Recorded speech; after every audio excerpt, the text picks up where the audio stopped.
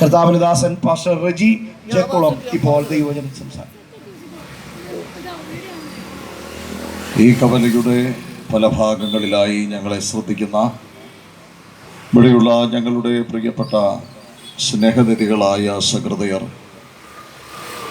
ഇവിടുത്തെ വ്യാപാരികൾ, വ്യവസായികൾ, ഓട്ടോ ഡ്രൈവേഴ്സ് യൂണിയൻ പ്രവർത്തകർ, വിവിധ ആവശ്യങ്ങൾക്ക് വേണ്ടി കവലയുടെ പല ഭാഗങ്ങളിൽ സന്നിഹിതരായിരിക്കുന്ന ഏറെ നല്ലവരായ ബഹുമാന്യരായ നാട്ടുകാർ, നിങ്ങൾക്കെല്ലാവർക്കും ഞങ്ങളുടെ ക്രിസ്തീയ അഭിവാദനങ്ങളെ അറിയിക്കുന്നു.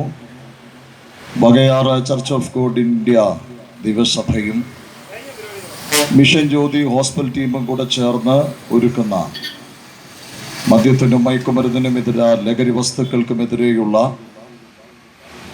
ഒരു ബോധവൽക്കരണ സന്ദേശ യാത്രയുടെ ഭാഗമായിട്ടാണ് ഈ കവലയിലുള്ള ഞങ്ങളുടെ പ്രിയപ്പെട്ടവരെ ഞങ്ങൾ അല്പനിമിഷങ്ങൾ അഭിസംബോധന ചെയ്യുന്നത്.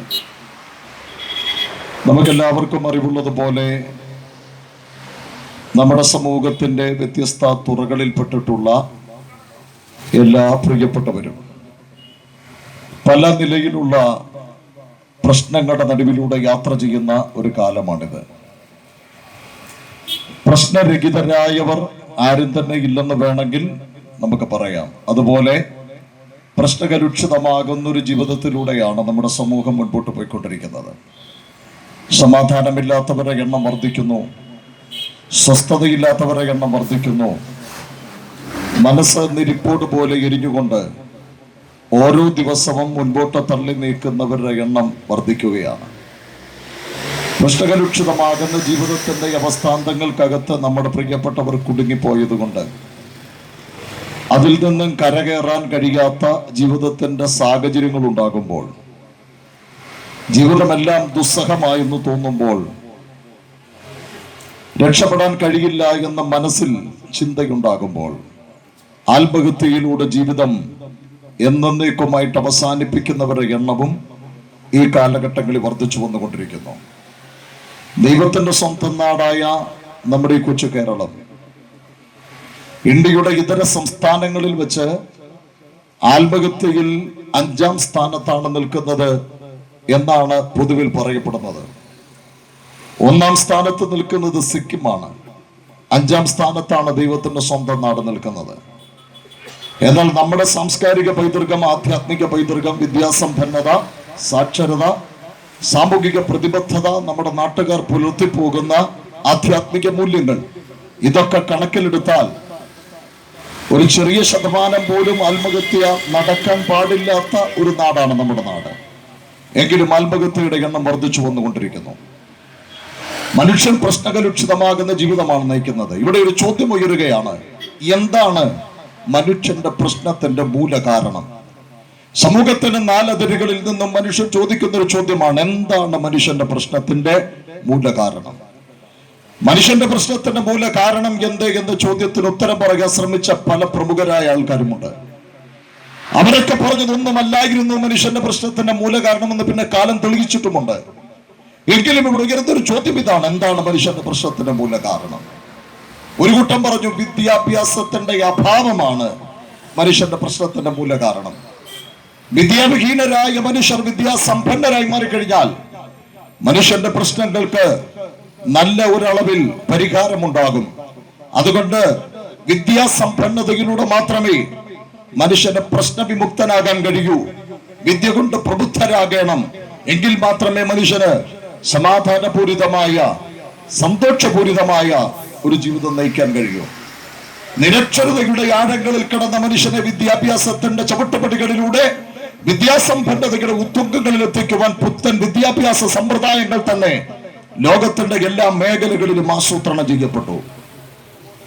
വിദ്യാസമ്പന്നതയുടെ ഉത്തുംഗങ്ങളിൽ മനുഷ്യനെത്തി. അക്ഷരാഭ്യാസത്തിന്റെ പടികൾ ചവിട്ടുകിട്ടില്ലാത്ത മനുഷ്യൻ, നിരക്ഷരനായ മനുഷ്യൻ വിദ്യാസമ്പന്നതയിലെത്തി. മനുഷ്യന്റെ പ്രശ്നം പരിഹരിച്ചോ? ഇവിടെ വിദ്യാസമ്പന്നനും വിദ്യാവിഹീനനും ഒരുപോലെ പ്രശ്നകലുഷതയ്ക്കകത്ത് കിടന്ന് നട്ടം തിരിയുന്ന കാഴ്ചയാണ് നമ്മളിവിടെ കാണുന്നത്. വിദ്യാഭ്യാസത്തിന്റെ അഭാവമാണ് മനുഷ്യന്റെ പ്രശ്നത്തിന്റെ മൂലകാരണമെങ്കിൽ വിദ്യാസമ്പന്നർക്ക് ഇവിടെ പ്രശ്നമൊന്നും ഉണ്ടാകാൻ പാടില്ല. വിദ്യാസമ്പന്നർ ഇവിടെ പ്രതിസന്ധികളിൽ അകപ്പെടാൻ പാടില്ല. എന്നാൽ ഞാൻ പറയട്ടെ, മദ്യപിച്ച് മതോന്മത്തരായ ലക്കുകെട്ട നാൽക്കവലകളിൽ അന്തിയുറങ്ങുന്നവരുടെ കൂട്ടത്തിൽ വിദ്യാസമ്പന്നനുമുണ്ട്, വിദ്യാവിഹീനനുമുണ്ട്. പകലന്തിയോളം അധ്വാനിച്ച് വൈകിട്ട് വേതനം കിട്ടുമ്പോൾ, കയ്യിൽ കിട്ടുമ്പോൾ ലഹരി വസ്തുക്കൾ വാങ്ങിക്കഴിച്ച് ലക്കുകെട്ട് വീട്ടിൽ ചെന്ന് സ്വന്തം വീടിന്റെ അകർത്തളത്തെ യുദ്ധക്കളമാക്കി മാറ്റുന്നവരുടെ കൂട്ടത്തിൽ വിദ്യാസമ്പന്നനുമുണ്ട്, വിദ്യാവിഹീനനുമുണ്ട്. ആത്മഹത്യ ചെയ്യുന്നവരുടെ കൂട്ടത്തിൽ, അറും കൊലപാതകങ്ങൾ ചെയ്യുന്നവരുടെ കൂട്ടത്തിൽ, സ്ത്രീ പീഡനങ്ങൾ നടത്തുന്നവരുടെ കൂട്ടത്തിൽ, ഭീകര പ്രവർത്തനങ്ങൾക്ക് നേതൃത്വം കൊടുക്കുന്നവരുടെ കൂട്ടത്തിൽ വിദ്യാസമ്പന്നനുമുണ്ട്, വിദ്യാവിഹീനനുമുണ്ട്. അവരുടെ കാലം തെളിച്ചു പറഞ്ഞു, മനുഷ്യന്റെ പ്രശ്നത്തിന്റെ മൂല കാരണം വിദ്യാഭ്യാസം ഇല്ലാത്തതുമല്ല, വിദ്യാഭ്യാസത്തിന്റെ സമ്പന്നതയുമല്ല. പിന്നെന്താണ് മനുഷ്യന്റെ പ്രശ്നത്തിന്റെ മൂല കാരണം? മറ്റൊരു കൂട്ടം പറഞ്ഞ് സംസ്കാര ശൂന്യതയാണ്. മനുഷ്യൻ സംസ്കാര സമ്പന്നനാകണം. സംസ്കാര സമ്പന്നതയുടെ ഉത്തുംഗങ്ങളിൽ മനുഷ്യൻ എത്തുപെട്ട് കഴിഞ്ഞാൽ അവൻ അഭിമുഖീകരിക്കുന്ന പ്രതിസന്ധികളിൽ നിന്ന് പൂർണ്ണമായിട്ടും അവൻ ഉദ്ധരിക്കപ്പെടാൻ കഴിയും. അതുകൊണ്ട് സംസ്കാര സമ്പന്നനാകാനുള്ള മനുഷ്യന്റെ പടയോട്ടത്തിൽ ലോകോത്തര സംസ്കാരങ്ങളെ ഇരുകയും നീട്ടി സ്വീകരിക്കത്തക്ക നിലയിൽ മനുഷ്യന്റെ മനസ്സ് വികാസം പ്രാപിച്ചു. സംസ്കാര സമ്പന്നതയുടെ പേരിൽ ഒരു കാലത്ത് നമ്മുടെ പൂർവികന്മാർ നെഞ്ചോടടുക്കി പിടിച്ച പല ധാർമ്മിക മൂല്യങ്ങളെയും, പല ആത്മീക മൂല്യങ്ങളെയും, പല സദാചാര മൂല്യങ്ങളെയും ആധുനിക തലമുറ കാറ്റിൽ പുറത്തിക്കൊണ്ട് തന്നിഷ്ടപ്രകാരം ജീവിക്കാൻ തുടങ്ങി സംസ്കാര സമ്പന്നതയുടെ പേരിൽ. എന്നിട്ട് മനുഷ്യന്റെ പ്രശ്നം പരിഹരിച്ചോ? ഇല്ല പ്രിയപ്പെട്ടവരെ, ഇവിടെ സംസ്കാര ശൂന്യനും സംസ്കാര സമ്പന്നനും ഒരുപോലെ പ്രശ്നത്തിനകത്ത് അകപ്പെട്ടിരിക്കുകയാണ്. അപ്പോൾ വീണ്ടും ചോദ്യം ഉയർന്നു, വിദ്യാഭ്യാസത്തിന്റെ അഭാവമോ വിദ്യാസമ്പന്നതയോ അല്ല മനുഷ്യന്റെ പ്രശ്നത്തിന്റെ മൂല കാരണമെങ്കിൽ, സംസ്കാര സമ്പന്നതയോ സംസ്കാര ശൂന്യതയോ അല്ല മനുഷ്യന്റെ പ്രശ്നത്തിന്റെ മൂല കാരണമെങ്കിൽ, പിന്നെന്താണ് മനുഷ്യന്റെ പ്രശ്നത്തിന്റെ മൂല കാരണം? മറ്റൊരു കൂട്ടം പറഞ്ഞു, പട്ടിണിയാണ്, ദാരിദ്ര്യമാണ് മനുഷ്യന്റെ പ്രശ്നത്തിന്റെ മൂല കാരണം. സത്യമാണ് പ്രിയപ്പെട്ടവരെ, ലോകത്തിന്റെ 5 വൻകരകളെ എടുത്തു കഴിഞ്ഞാൽ 3 നേരം സുഭിക്ഷമായി ഭക്ഷണം കഴിക്കുന്നവരുടെ 10-15 ഇരട്ടിയാണ് ഒരു നേരത്തെ പോലും ആഹാരം കഴിക്കാനില്ലാത്തവരുടെ എണ്ണം. ചില നാളുകൾക്ക് മുൻപ് സോഷ്യൽ മീഡിയ വഴിയൊക്കെ ഒരു ചിത്രം പ്രചരിച്ചിരുന്നു. പട്ടിണി രാജ്യമായ സുഡാനിൽ 10-13 വയസ്സ് പ്രായമുള്ള ഒരു ബാലൻ ഒരൊട്ടകത്തിന്റെ പൃഷ്ഠഭാഗത്തേക്ക് അവന്റെ വാ ചേർത്ത് വെച്ച് നിൽക്കുന്ന ചിത്രമാണ്. എന്തിനാണ് ഒട്ടകത്തിന്റെ പൃഷ്ഠഭാഗത്തിലേക്ക് വാ ചേർത്ത് വെച്ചിരിക്കുന്ന അറിയാമോ? പട്ടിണി മരണം നടക്കുന്ന സുഡാനിൽ കഴിക്കാൻ ആഹാരമില്ല. ആ ഒട്ടകം കഷ്ടിക്കുന്ന കഷ്ടം തറകിൽ വീണ് മറ്റാരെങ്കിലും എടുത്ത് കഴിച്ചു വിശപ്പടക്കുന്നതിന് മുൻപ്, അത് താഴെ വീഴുന്നതിന് മുമ്പ് ആഗിരണം ചെയ്യാൻ വേണ്ടി ആ 13 വയസ്സുകാരൻ തന്റെ വാ ഒട്ടകത്തിന്റെ പൃഷ്ഠഭാഗത്തോട് ചേർത്ത് വെക്കുകയാ. ഇങ്ങനെ ഭക്ഷണമില്ലാതെ ദാരിദ്ര്യം കൊണ്ട് പട്ടിണി കൊണ്ട് മരിക്കുന്നവരുടെ എണ്ണം വർദ്ധിച്ചു വന്നുകൊണ്ടിരിക്കുമ്പോൾ ഒരു കൂട്ടം പറഞ്ഞു, ദാരിദ്ര്യമാണ്, പട്ടിണിയാണ് മനുഷ്യന്റെ പ്രശ്നത്തിന്റെ മൂല കാരണം. അത് നിർമ്മാർജ്ജനം ചെയ്യപ്പെട്ടാൽ മനുഷ്യൻ പ്രശ്നവിമുക്തനാകും. അങ്ങനെ ദരിദ്രന്മാരെ സമ്പന്നതയുടെ ഉത്തുംഗങ്ങളിൽ എത്തിക്കാൻ പറ്റുന്ന ശ്രമങ്ങൾ ഇവിടെ നടന്നു. ദാരിദ്ര്യത്തിന്റെ നെല്ലിപ്പലക വിട്ട് സമ്പന്നതയുടെ പുത്തൻ തലങ്ങളിലേക്ക് മനുഷ്യൻ പ്രയാണം ചെയ്തു. പ്രശ്നം തീർന്നോ? ഇവിടെ ദരിദ്രനും സമ്പന്നനും ഒരുപോലെ പ്രശ്നകലുഷതയ്ക്കകത്ത് കിടന്ന് നട്ടം തിരിയുകയാണ്. ചോദ്യം വീണ്ടും ഉയർന്നു, മനുഷ്യന്റെ പ്രശ്നത്തിന്റെ മൂല കാരണം എന്താ? മനുഷ്യന്റെ പ്രശ്നത്തിന്റെ മൂല കാരണമായി മനുഷ്യൻ ചൂണ്ടിക്കാണിച്ചതൊന്നുമല്ല. മനുഷ്യന്റെ പ്രശ്നത്തിന്റെ മൂല കാരണമെന്ന് കാലം തെളിയിച്ചപ്പോൾ മാനവന്റെ തലയ്ക്ക് മീതെ ഡെമോക്ലിസിന്റെ വാള് പോലെ വീണ്ടും തൂങ്ങിയാടി ആ ചോദ്യം, എന്താണ് മനുഷ്യന്റെ പ്രശ്നത്തിന്റെ മൂല കാരണം?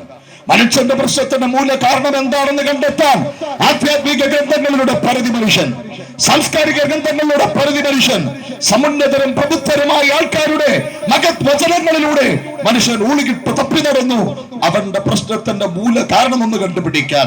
പക്ഷേ മനുഷ്യൻ അവന്റെ പ്രശ്നത്തിന്റെ മൂല കാരണം എന്താണെന്ന് കണ്ടെത്താൻ കഴിഞ്ഞില്ല.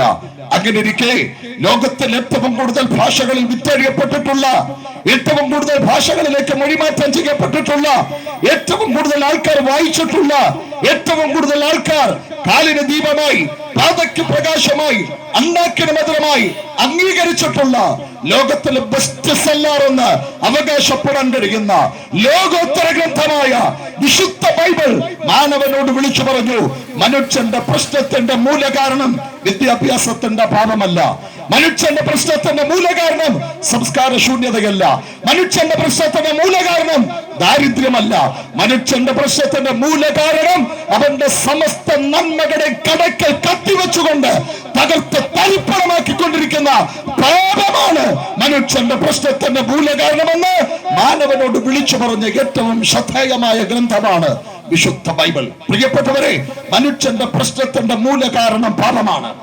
പാപത്തിന് പരിഹാരം വരുത്താതെ മനുഷ്യന് പ്രശ്നവിമുക്തനാക്കാൻ കഴിയില്ല. എന്താണ് പാപം? ലക്കുകെട്ടിയ ലക്ഷ്യം തെറ്റിയ സുബോധം നഷ്ടപ്പെട്ട മനുഷ്യന്റെ അബദ്ധസഞ്ചാരത്തിൽ അധിഷ്ഠിതമായ ജീവിതത്തെയാണ് പാപമെന്ന് പറയുന്നത്.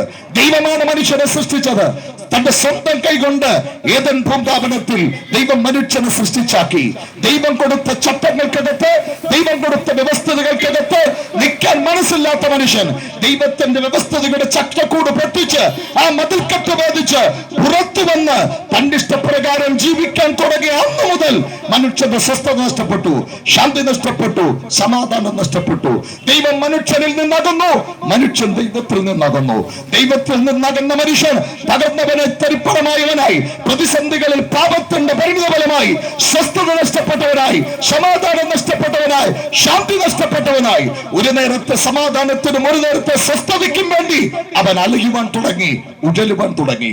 എങ്ങു നിന്നും ആശ്വാസം കിട്ടാതെ വന്നപ്പോൾ അവൻ മദ്യത്തിന്റെ മായിക ലോകത്തിലേക്ക് മുങ്ങിത്താണു, ലഹരിയുടെ മാസ്മരിക വലയത്തിലേക്ക് പ്രവേശിച്ചു, ആത്മഹത്യയുടെ മുനമ്പുകളിലേക്ക് അവൻ പ്രയാണം ആരംഭിച്ചു. അവിടെ നിന്നൊന്നും അവന് സമാധാനം കിട്ടിയില്ല. എന്നെ കേൾക്കുന്ന പ്രിയപ്പെട്ടവരെ, മനുഷ്യന്റെ പ്രശ്നത്തിന്റെ മൂലകാരണം പാപമാണെങ്കിൽ പാപത്തിന് പരിഹാരം വരുത്താതെ പാപത്തിന്റെ പരിണിതഫലമായി മനുഷ്യനിൽ നിന്നും അന്യം നിന്ന് പോയ സമാധാനം തിരിച്ചു പിടിക്കാൻ കഴിയില്ല, സ്വസ്ഥത തിരിച്ചു പിടിക്കാൻ കഴിയില്ല, ശാന്തി തിരിച്ചു പിടിക്കാൻ കഴിയില്ല. പാപത്തിന് പരിഹാരം വരുത്താൻ ആർക്ക് കഴിയും എന്നത് ഏറെ ശ്രദ്ധേയമായൊരു ചോദ്യമാണ്. ആ ചോദ്യത്തിന് മറുപടി പറയാനാണ് ഞങ്ങളെ പോലെയുള്ള കവലപ്രസംഗകർ ഇതുപോലെയുള്ള തെരുക്കോണുകളിൽ 10 പേർ കേൾക്കുന്നുണ്ടോ ഇല്ലയോ എന്ന് ശ്രദ്ധിക്കാതെ, ആരെങ്കിലും ശ്രദ്ധിക്കുന്നുണ്ടോ എന്ന് ശ്രദ്ധിക്കാതെ ഇതുപോലെയുള്ള തെരുവുകളിൽ നിന്ന് ഞങ്ങൾ കണ്ടക്ഷോഭം ചെയ്യുന്നത്. ഞങ്ങളെ കേട്ടുകൊണ്ടിരിക്കുന്ന പ്രിയ സുഹൃത്ത്, പ്രശ്നകലുക്ഷതയ്ക്കകത്ത് കിടന്ന് നട്ടം തിരിഞ്ഞ ആത്മഹത്യയുടെ വക്കിൽ നിൽക്കുന്ന താങ്കളുടെ ജീവിതത്തിൽ കഴുത്തിൽ വീഴാൻ പോകുന്ന ആ മരണത്തിന്റെ കുരുക്കഴിച്ച് താങ്കൾക്ക് സ്വാതന്ത്ര്യത്തിന് കഴിയുന്ന ഒരൊറ്റ സംവിധാനമേയുള്ളൂ. ആ സംവിധാനത്തെയാണ് ഈ തെരുവിൽ ഞങ്ങൾ പരസ്യമായിട്ട് വിളിച്ചു പറയുന്നത്. ആർക്ക് കഴിയും? മനുഷ്യനെ തകർത്തെറിഞ്ഞുകൊണ്ടിരിക്കുന്ന, അവനെ മുടിച്ചുകൊണ്ടിരിക്കുന്ന, അവന്റെ സ്വസ്ഥതയെ കെടുത്തിക്കൊണ്ടിരിക്കുന്ന, അവന്റെ പ്രശ്നത്തിന്റെ മൂലകാരണമായ പാപത്തിന് പരിഹാരം വരുത്തി അവന് സമാധാനം കൊടുക്കാൻ, സ്വസ്ഥത കൊടുക്കാൻ ആർക്ക് കഴിയും എന്നത് ശ്രദ്ധേയമായൊരു ചോദ്യമാണ്. ചില പതിറ്റാണ്ടുകൾക്കപ്പുറം അമേരിക്കയിലെ ചിക്കാഗോ പട്ടണത്തിൽ ലോകമതങ്ങളുടെ ഒരു സമ്മേളനം നടക്കുകയാണ്. ലോകത്തിന്റെ എല്ലാ മേഖലകളിലുള്ള മതാചാര്യന്മാർ ആ സമ്മേളനത്തിൽ പങ്കെടുക്കാൻ അവിടെ എത്തിയിട്ടുണ്ട്. അതാത് മതങ്ങളുടെ പരിഭാവനതയും പരിശുദ്ധിയും ഐക്യതയും അഖണ്ഡതയും അതിനകത്തൂടെ മനുഷ്യന് ലഭിക്കാൻ പോകുന്ന നന്മകളും നേട്ടങ്ങളും ഒക്കെ ഓരോരുത്തരും അക്കമിട്ട് അങ്ങോട്ട് വർണ്ണിച്ചു. ഏറ്റവും ഒടുവിൽ ഒരു ക്രിസ്തീയ മതാചാര്യന്റെ കൂട്ടമാണ്. അദ്ദേഹം എഴുന്നേറ്റ് വേദിയിലേക്ക് വന്നു. വേദിയിലേക്ക് വന്നനന്തരം അദ്ദേഹം ഇങ്ങനെ പറഞ്ഞു, എനിക്ക് മുമ്പ് പറഞ്ഞവരെ പോലെ അധികമൊന്നും നിരത്തി പറയുവാൻ എന്റെ കരങ്ങളിലില്ല, പക്ഷെ ഞാൻ നിങ്ങളുടെ മുൻപിലേക്ക് ഒരു കഥ അവതരിപ്പിക്കാൻ പോകുക എന്ന് പറഞ്ഞിട്ട് ലോകപ്രസിദ്ധ ആംഗലേയ സാഹിത്യകാരനായ ഷേക്സ്പിയറിന്റെ മാക്ബത്ത് എന്ന് പറയുന്ന നാടകത്തിന്റെ ആ കഥ, അതിന്റെ സംക്ഷിപ്തമായ രൂപം അദ്ദേഹം ചുരുക്കം വാക്കുകൾ കൊണ്ട് പറഞ്ഞു കേൾപ്പിച്ചു. മാക്ബത്ത് എന്ന് പറയുന്നത് അറേബ്യയിലെ ഒരു രാജാവിന്റെ വിശ്വസ്തനായ മന്ത്രിയായിരുന്നു. രാജാവിന്റെ മന്ത്രിയെ കണ്ണമടച്ച് വിശ്വാസമായിരുന്നു. ഒരു ദിവസം അംഗരക്ഷകരില്ലാതെ മാക്ബത്തിന്റെ വീട്ടിലേക്ക് രാജാവ് ചെല്ലുകയാണ്. അന്ന് മാക്ബത്തിന്റെ സ്വീകരണങ്ങളൊക്കെ, അതിഥി സൽക്കാരങ്ങളൊക്കെ സ്വീകരിച്ച രാജാവ് അന്ന് രാത്രിയിൽ മാക്ബത്തിന്റെ വീട്ടിൽ ഉറങ്ങാൻ തീരുമാനിച്ചു. മാക്ബത്തിന്റെ പള്ളിയറയിൽ അംഗരക്ഷകരില്ലാതെ രാജാവ് ഉറങ്ങുമ്പോൾ കുശാഗ്രബുദ്ധിക്കാരത്തിയായ മാക്ബത്തിന്റെ ഭാര്യ മാക്ബത്തിനോട് പറഞ്ഞു, ഇന്ന് രാത്രിയിൽ അംഗരക്ഷകരില്ലാതെ നിന്റെ പള്ളിയറയിൽ രാജാവ് അന്തി ഉറങ്ങുകയാണ്. നീ നിരൂപിച്ചാൽ ഇന്ന് രാജാവിന്റെ കഥ കഴിക്കാം, നാളെ നീയാണ് അറബിയയിലെ രാജാവ്. മാക്ബത്ത് നിഷേധിച്ചു. പക്ഷേ ഭാര്യയുടെ നിരന്തരമായ സമ്മർദ്ദം സഹിക്കവയ്യാതെ അന്ന് രാത്രിയിൽ ഉറക്കറയിൽ ഉറങ്ങിക്കൊണ്ടിരുന്ന രാജാവിനെ മക്ബത്ത് വകവരുത്തി. തൊട്ടടുത്ത ദിവസം മക്ബത്ത് അറേബ്യയിലെ രാജാവായി. അധികാരത്തിന്റെ പട്ടസിംഹാസനത്തിൽ രാജകീയ സുഖ സൗകര്യങ്ങൾ അനുഭവിച്ച മക്ബത്ത് രാജാവായിട്ട് പരിലസിക്കുമ്പോഴും അവന്റെ അന്ധകരണത്തിലൊരു കുറ്റബോധം. തന്നെ ഹൃദയം തൊട്ട് സ്നേഹിച്ച തന്റെ രാജാവിന്റെ കഥ കഴിച്ചിട്ടാണ് താൻ ഈ പട്ടസിംഹാസനത്തിൽ ഇരിക്കുന്നത്. അവന്റെ മനസ്സ് പറഞ്ഞു, നിന്റെ കരങ്ങളിൽ പാപത്തിന്റെ കര പുരണ്ടിട്ടുണ്ട്. കുറ്റബോധം കൊണ്ട് പൊറുതിമുട്ടിയ മക്ബത്ത് അറേബ്യൻ സമുദ്രത്തിന്റെ തീരത്തേക്ക് ചെന്നു. അറേബ്യയിലെ സുഗന്ധദ്രവ്യങ്ങൾ തന്റെ കരങ്ങളിൽ പുരട്ടി അറേബ്യയിലെ സമുദ്രത്തിനകത്ത് തന്റെ കരം കഴുകി. എത്ര കഴുകി കിട്ടും? തന്റെ കരത്തിൽ പുരണ്ട, തന്റെ ശരീരത്തിൽ പുരണ്ട, തന്റെ മനസ്സിൽ പുരണ്ട ആ പാപത്തിന്റെ കര മാഞ്ഞു പോയി എന്നൊരു ഉറപ്പ് അദ്ദേഹത്തിന് കിട്ടുന്നില്ല. ഈ കഥ പറഞ്ഞ് അവിടെ അവസാനിപ്പിച്ചിട്ട് ഈ ആചാര്യൻ ചോദിച്ചൊരു ചോദ്യമുണ്ട്. മക്ബത്തിനെ പോലെ ജനകോടികളുടെ ശരീരത്തിലും ആത്മാവിലും പുരണ്ട് അവരെ സ്വസ്ഥത കെടുത്തി സമാധാനം കെടുത്തി നരകതുല്യ ജീവിതത്തിലേക്ക് അവരെ തള്ളിവിട്ട മനുഷ്യന്റെ പ്രശ്നത്തിന്റെ മൂലകാരണമായ പാപത്തിന് പരിഹാരം കൊടുത്ത് അവനെ സമാധാനത്തിലേക്ക് മടക്കി കൊണ്ടുവരാൻ ആർക്ക് കഴിയും എന്ന് ചോദ്യം ഉച്ചരിച്ച് മറുപടി പ്രതീക്ഷിച്ച് താൻ കാത്തു നിൽക്കെ സകലരും പഞ്ചപുച്ഛം മടക്കി നിൽക്കെ തന്റെ കരങ്ങളിൽ നിന്ന് വിശുദ്ധ ബൈബിൾ തുറന്നു. അതിനകത്തു നിന്നും യോഹന്നാന്റെ ലേഖനം എന്ന പുസ്തകം നിവർത്തി. അതിനകത്തു നിന്നൊരു വാക്യം ഇങ്ങനെ വായിച്ചു കേൾപ്പിച്ചു. അവന്റെ പുത്രനായ എന്ന് വെച്ചാൽ ദൈവത്തിന്റെ പുത്രനായ യേശു ക്രിസ്തുവിന്റെ രക്തമല്ലാതെ മനുഷ്യന്റെ പാപത്തിന് പരിഹാരം കൊടുത്ത് നഷ്ടപ്പെട്ടവന്റെ സമാധാനത്തെ മടക്കി കൊടുക്കാൻ മറ്റൊരു സംവിധാനത്തിന് സാധ്യമല്ലെന്ന് ഉറക്കെ പ്രഖ്യാപിച്ചു. അതേപോലെ ഈ തെരുവിൽ നിന്നുകൊണ്ട് ഞങ്ങളെ കേട്ടുകൊണ്ടിരിക്കുന്ന പ്രിയപ്പെട്ട സുഹൃത്തുക്കളോട് പറയുന്നു, സ്നേഹിതരോട് പറയുന്നു, സഹൃദയരോട് പറയുന്നു, എന്റെ പൊന്നു സുഹൃത്തെ, താങ്കൾ അഭിമുഖീകരിക്കുന്ന മാനസിക വ്യതയുടെ കാരണം പാപമാണ്. താങ്കളുടെ കുടുംബത്തിലെ ചിത്രങ്ങൾക്ക് കാരണം പാപമാണ്. വഴിപിടിച്ച താങ്കളുടെ തലമുറകളുടെ ജീവിതത്തിന് കാരണം പാപമാണ്. ആത്മഹത്യയുടെ മക്കൾ താങ്കൾ എത്തി നിൽക്കാൻ കാരണം പാപമാണ്. ഇന്ന് താങ്കൾ അഭിമുഖീകരിക്കുന്ന സകല പ്രതിസന്ധിക്ക് കാരണം പാപമാണ്. സമാധാനം വേണോ, സ്വസ്ഥത വേണോ, ശാന്തി വേണോ, ഈ നിലയിൽ താങ്കളെ കൊണ്ടെത്തിച്ച ആ പാപത്തിന് പരിഹാരം വരുത്തണം. എവിടെ കിട്ടും ആ പാപ പരിഹാരം? കിട്ടുന്ന ഒരേ ഒരിടമേയുള്ളൂ. അതാണ് ഞങ്ങൾ പറഞ്ഞ ശ്രീ യേശു ക്രിസ്തുവിന്റെ നിർമ്മല രക്തം. അവന്റെ രക്തം കൊണ്ട് കഴുകിക്കളയാൻ കഴിയാത്ത ഒരു പാപത്തിന്റെയും കറയില്ല. പ്രിയപ്പെട്ടവരെ, ചില വർഷങ്ങൾക്ക് മുമ്പ് തിരുവല്ലയ്ക്കടുത്ത് പ്രസിദ്ധമായ ഒരു കൊലപാതകം നടന്നു. കരിക്കൻ വില്ല കൊലക്കേസ് നമുക്കെല്ലാവർക്കും അറിയാം. ഒരു മാതാവും പിതാവും നിഷ്കരണം കൊല ചെയ്യപ്പെട്ട സംഭവം. ആ കൊലപാതകിയായ റെനിന്ന് അറിയപ്പെടുന്ന ഒരു സുവിശേഷകനും സുവിശേഷ പ്രവർത്തകനും സന്നദ്ധ പ്രവർത്തകനുമാണ്. ഈ കരിക്കൻ വില്ല കൊലക്കേസ് നടന്ന കെട്ടിടം ഗോസ്പൽ ഫോർ ഏഷ്യ എന്ന് പറയുന്ന സംഘടന വിലയ്ക്ക് വാങ്ങി. ആ മാതാവിന്റെയും പിതാവിന്റെയും ചുടുവെള്ളം ഒഴുകി ഇറങ്ങിയ മാർബിൾ തറയിൽ ആ രക്തത്തിന്റെ കറ കട്ട പിടിച്ചു കിടക്കുകയാണ്. അത് കഴുകിക്കളയാൻ വില കൂടിയ പല ഡിറ്റർജന്റ് പൗഡർ ഉപയോഗിച്ച് നോക്കിയിട്ടും ആ മാർബിൾ തറയിൽ പറ്റിപ്പിടിച്ച മനുഷ്യന്റെ രക്തത്തിന്റെ കറ മാഞ്ഞു പോകുന്നില്ല. എന്നാൽ ഞങ്ങൾ നിങ്ങളോടൊരു കാര്യം പറയാം. വിശുദ്ധ ബൈബിൾ വെളിപ്പാട് പുസ്തകം എന്ന് പറഞ്ഞൊരു പുസ്തകമുണ്ട്. ആ പുസ്തകത്തിനകത്ത് ദൈവത്തിന്റെ ദാസനായ യോഹന്നാനോട് ദൂതൻ ചോദിക്കുന്ന ഒരു ചോദ്യമുണ്ട്.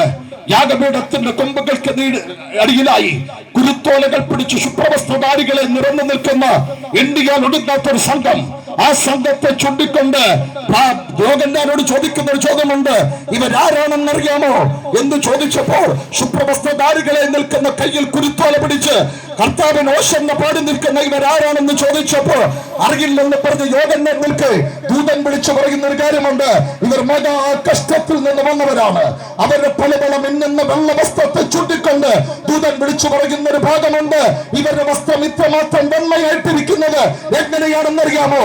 ഇവർ ഈ വസ്ത്രം അലക്കി വെളുപ്പിച്ചിരിക്കുന്നത് കാൽവരിയുടെ കുലക്കളത്തിൽ മാനവജാതിയുടെ പാപത്തിന്റെ പരിഹാരത്തിന് വേണ്ടി പിടഞ്ഞു മരിച്ച കർത്താവിന്റെ ചങ്കിലൂടെ പൊട്ടിയെഴുകിയ ആ പുണ്യാക രക്തത്തിലാണ് അവർ തങ്ങളുടെ വസ്ത്രം അലക്കി വെളുപ്പിച്ചിരിക്കുന്നത്. ഞാൻ പറഞ്ഞു വന്നതിന്റെ സ്ഥാനം ഏത് കൊടും പാപിക്കും, ഏത് കൊടും പാപിക്കും. നിങ്ങളുടെ പാപം രക്താംബരം പോലെ കറുത്തതാണെങ്കിൽ ചുമന്നതാണെങ്കിലും അതിനെ പഞ്ഞി പോലെ വെളുപ്പിക്കാൻ, ഹിമം പോലെ വെളുപ്പിക്കാൻ പറ്റുന്ന ഏക മാർഗം അത് യേശുക്രിസ്തുവിന്റെ ക്രൂശ് മരണമാണ്. എന്റെ മക്കളെ ഞാൻ ഇവിടെ നിർത്താൻ ആഗ്രഹിക്കുന്നു. എന്നെ കേൾക്കുന്ന പ്രിയ സ്നേഹിത, എന്നെ കേൾക്കുന്ന വാത്സല്യ സുഹൃത്തേ, മനുഷ്യന്റെ പ്രശ്നത്തിന്റെ മൂല കാരണം പാപമാണ്. പാപത്തിന്റെ പരിണിത ഫലമായിട്ടാണ് താങ്കളുടെ സമാധാനം നഷ്ടപ്പെട്ടത്. താങ്കൾ പാപിയായതുകൊണ്ടാണ് താങ്കളുടെ സ്വസ്ഥത നഷ്ടപ്പെട്ടത്. താങ്കൾ പാപിയായതുകൊണ്ടാണ് മദ്യത്തിന് താങ്കൾ അടിമയായത്. താങ്കൾ പാപിയായതുകൊണ്ടാണ് ലഹരി വസ്തുക്കളുടെ മായിക ലോകത്തിലേക്ക് താങ്കൾ മൂക്കുകുത്തി വീണത്. ഒരു കാലത്ത് ഞങ്ങളും അങ്ങനായിരുന്നു.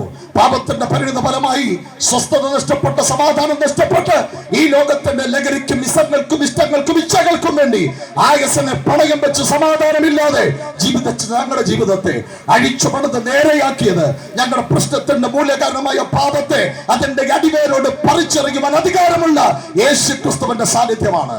അതുകൊണ്ട് എന്നെ കേൾക്കുന്ന സ്നേഹിത, താങ്കൾ ഏത് വിശ്വാസത്തിലുള്ള വ്യക്തിയുമാകട്ടെ, ഏത് ഇസങ്ങളിലും പ്രത്യയശാസ്ത്രങ്ങളിലും വിശ്വസിക്കുന്ന വ്യക്തിയുമാകട്ടെ, യേശു ഒരു മതത്തിന്റെ ദൈവമല്ല, യേശു ഒരു ജാതിയുടെ ദൈവമല്ല, യേശു ഒരു സംഘടനയുടെ ദൈവമല്ല, യേശു ഒരു പ്രത്യേക പ്രദേശത്തിന്റെ ദൈവമല്ല. യേശു എന്നാൽ രക്ഷകനെന്നും ക്രിസ്തു എന്നാൽ അഭിഷിക്തനെന്നുമാണ് അർത്ഥമെങ്കിൽ മനുഷ്യനെ രക്ഷിക്കുവാൻ ദൈവത്താൽ നികുത്തനായി ഈ മണ്ണിലേക്ക് ഇറങ്ങുമെന്ന ദൈവത്തിന്റെ രക്ഷണീയ പദ്ധതിയാണ് യേശു ക്രിസ്തു. യേശു ക്രിസ്തുവിലൂടെയുള്ള രക്ഷ ഒരു ജാതിക്ക് മാത്രമുള്ളതല്ല, ഒരു മതത്തിന് മാത്രമുള്ളതല്ല, ഒരു സംഘടനയ്ക്ക് മാത്രമുള്ളതല്ല. യേശു ക്രിസ്തുവിലൂടെയുള്ള രക്ഷ സകല മാനവ ജാതിക്കും വേണ്ടിയുള്ളതാണ്. അതുകൊണ്ട് എന്നെ കേൾക്കുന്ന സുഹൃത്തെ, താങ്കളുടെ പ്രശ്നത്തിന്റെ മൂലകാരണം പാപമാണ്. ആ പാപത്തിൽ നിന്ന് വിമുക്തി നേടുന്ന സമാധാനം തിരിച്ചു പിടിക്കാൻ കഴിയില്ല. താങ്കൾ സമാധാനത്തോട് ജീവിക്കാൻ ആഗ്രഹിക്കുന്നെങ്കിൽ, സ്വസ്ഥതയോട് ജീവിക്കാൻ ആഗ്രഹിക്കുന്നെങ്കിൽ, ഇന്നേക്ക് 2023 വർഷങ്ങൾക്കപ്പുറം താങ്കൾക്ക് വേണ്ടി സ്വർഗീയ മഹിമകളെ വെടിഞ്ഞ് താണഭൂമിയിൽ ഇറങ്ങി വന്ന് കാൽവറിയുടെ കുലക്കടത്തിൽ പരമയാഗമായി അവസാനത്തുള്ളി രക്തപറിയും ഊറ്റിത്തന്ന് താങ്കൾക്ക് വേണ്ടി തകർന്ന യേശു ക്രിസ്തുവിനെ രക്ഷകനും കർത്താവുമായി ഹൃദയത്തിൽ സ്വീകരിച്ച് അവനെ വാഗുണ്ടേറ്റു പറഞ്ഞ്, യേശുവേ നിന്നെ ഞാൻ എന്റെ രക്ഷകനായി കർത്താവായി അംഗീകരിക്കുന്നു എന്നേറ്റു പറഞ്ഞ് ആ യേശുവിനൊപ്പം ജീവിക്കാൻ താങ്കൾ തയ്യാറായാൽ ഇന്ന് താങ്കളുടെ ജീവിതത്തിൽ താങ്കൾ അഭിമുഖീകരിച്ചുകൊണ്ടിരിക്കുന്ന എല്ലാ പ്രതിസന്ധിക്കും ശാശ്വതമായ പരിഹാരമുണ്ടാകും. ഞങ്ങൾ ഇവിടെ വിളിച്ചു പറഞ്ഞ സന്ദേശം വ്യത്യസ്തങ്ങളാകുന്ന വികാരങ്ങളായിരിക്കാം നിങ്ങളുടെ മനസ്സിൽ പടച്ചു വിട്ടിരിക്കുന്നത്. എങ്കിലും ഒന്ന് ഞങ്ങൾ വിളിച്ചു പറയാം, മുങ്ങിച്ചാകാൻ തുടങ്ങുന്നവന് കച്ചിത്തുരുമ്പും പിടിവള്ളി എന്നൊരു പഴഞ്ചൊല്ലുണ്ട് എന്ന് പറഞ്ഞതുപോലെ പ്രതീക്ഷകളെല്ലാം നഷ്ടപ്പെട്ട്, സമാധാനം നഷ്ടപ്പെട്ട്, ആരാലും സഹായിക്കാനില്ല നിൽക്കുന്ന താങ്കളോട് ഞങ്ങൾ ഓർമ്മപ്പെടുത്തട്ടെ, മുങ്ങിച്ചാകാൻ തുടങ്ങുന്നവന് കച്ചിത്തുരുമ്പിന് പിടിവള്ളിയാണെങ്കിൽ ഇന്ന് പകൽക്കാലം ഈ യേശു ക്രിസ്തുവിനെ താങ്കളൊന്ന് പിടിച്ചു നോക്ക്. താങ്കളുടെ ഹൃദയത്തിലേക്ക് അവരൊന്ന് ക്ഷമിച്ചു നോക്ക്. ആർക്കും പരിഹരിക്കാൻ പറ്റാത്ത താങ്കളെ ജീവിതത്തിന്റെ പ്രതിസന്ധിയെ പരിഹരിച്ച് താങ്കൾക്ക് സമാധാനം തരുവാൻ ഈ യേശു ക്രിസ്തുവിന് കഴിയും. അത് കെട്ടുകഥയല്ല, കടുവിക്കഥയല്ല, പഴങ്കഥയുമല്ല. ഞങ്ങളുടെ ജീവിതത്തിൽ ഞങ്ങൾ അനുഭവിക്കുന്ന പകൽ പോലെ സ്പഷ്ടമായ യാഥാർത്ഥ്യമാണ്. അതുകൊണ്ട് ഞങ്ങളെ കേട്ടുകൊണ്ടുന്ന ഞങ്ങളുടെ പ്രിയപ്പെട്ടവരെ, യേശു ക്രിസ്തുവാന്റെ നിസ്വാർത്ഥമായ സ്നേഹത്തിന്റെ അടുക്കിലേക്ക് ഞങ്ങൾ സ്വാഗതം ചെയ്യുന്നു. ആ യേശു ക്രിസ്തുവിലൂടെ പാപമോചനം പ്രാപിക്കുവാൻ, സമാധാനത്തോട് ജീവിക്കുവാൻ നിങ്ങൾക്ക് കഴിയട്ടെ എന്ന് പ്രാർത്ഥിക്കുന്നു. ഈ യോഗം ഇവിടെ ക്രമീകരിച്ചിരിക്കുന്നതിൽ ഒന്ന് ഇവിടെ വകയാറുള്ള church of God in India ദൈവസഭയും അവിടുത്തെ ദൈവമക്കളും ദൈവദാസനുമാണ്.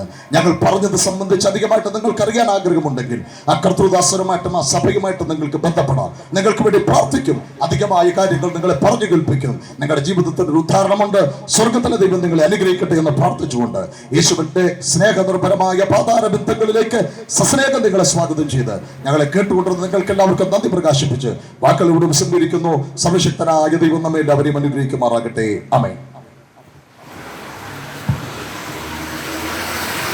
ഇത്രയും നേരം ഞങ്ങളെ സദയം ശ്രമിച്ച എല്ലാ മാന്യ കേൾവിക്കാർക്കും ക്രിസ്തീയ വന്ദനങ്ങളെ അറിയിക്കുന്നു. കർത്താവിൻ്റെ ദാസൻ റജി ചെക്കുളം തന്നിലൂടെ കേൾപ്പിച്ച നല്ല ദൈവവചന ശബ്ദങ്ങളെ ഓർത്ത് ദൈവത്തിന് സ്തോത്രം. നിങ്ങളെല്ലാവരും പ്രാർത്ഥനയോടെ, ദൈവാശ്രയത്തോടെ നിങ്ങളുടെ ആവശ്യങ്ങൾ, അവസ്ഥകൾ അവയെ മാറ്റുവാൻ അധികാരമുള്ള കർത്താവിൻ്റെ കരങ്ങളിൽ പ്രാർത്ഥനയോട് ഇരിക്കുമ്പോൾ കർത്താവിൻ്റെ ദാസൻ പാസ്റ്റർ ജെറോം മുമ്പോട്ട് വന്ന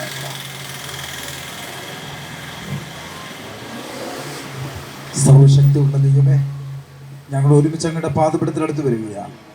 കർത്താവേ, ഈ ഉച്ച സമയം കേൾക്കപ്പെട്ട സന്ദേശം ഈ ശബ്ദം ശ്രദ്ധിച്ച എല്ലാവരുടെയും ജീവിതത്തിൽ അനുഗ്രഹത്തിനും ആശീർവാദത്തിനും രക്ഷിതാവായ യേശുക്രിസ്തുവിനെ അറിയുവാൻ, മരണമില്ലാത്ത നാട്ടിലേക്ക് പ്രവേശിക്കുവാൻ സർവശക്തിയുള്ള ദൈവമേ സന്ദേശം ഉതകേണ്ടതിനായി പ്രാർത്ഥിക്കുന്നു.